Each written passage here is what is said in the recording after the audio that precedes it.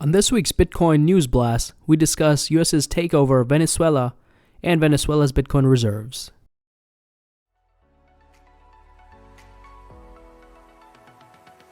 Welcome to Bitcoinomics 21. If it's your first time tuning in or you're a returning subscriber, I really appreciate the support. Please share this with anyone that would enjoy learning about how Bitcoin continues to impact the global economy.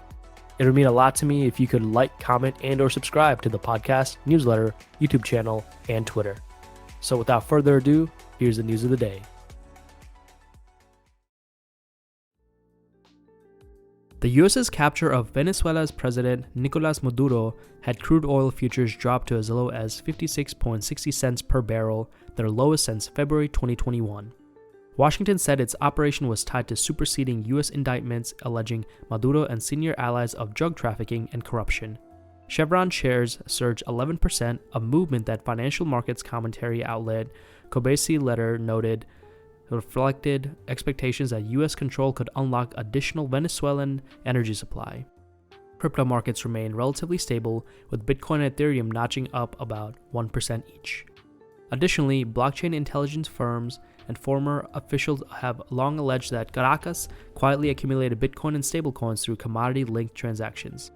Those claims, which Venezuela has never acknowledged, suggest crypto function not just as a civilian lifeline, but as a parallel settlement layer for state-linked trade when access to dollars and correspondent banks narrowed. The country's Bitcoin and crypto holdings are estimated, but not confirmed, to be around $60 billion, which would be higher than the $18 billion that the US holds in Bitcoin reserves. Venezuela has relied on crypto as a workaround amid sanctions, a currency collapse, and banking dysfunction.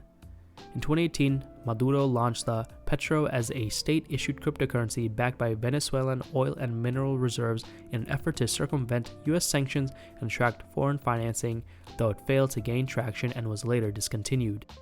Further restrictions on the country's access to the global financial system have propelled stablecoins to serve as a de facto dollar substitute for everyday commerce.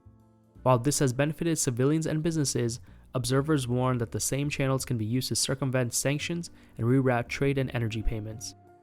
So how does this impact you? Yet another country and another US takeover. What else is new, folks? Before it was Saddam Hussein and Iraq, and Gaddafi in Libya for its oil reserves, and now we're going after Venezuela for its oil, minerals, and of course, most probably Bitcoin.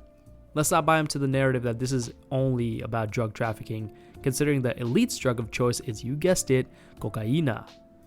Just like how the US attacked Iraq for WMDs, weapons of mass destruction, we're gonna do the same thing to Venezuela. We can have it, but you definitely can't. Please, let's keep our eyes open on this one, folks. We've been duped by our government too many times.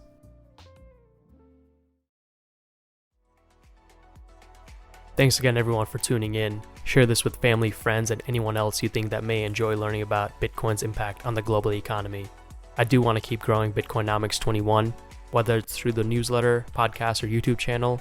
So if you could like, comment, or subscribe to one, if not all three, it would really mean a lot to me. I appreciate the time you took out of your day to listen to this, and until next time.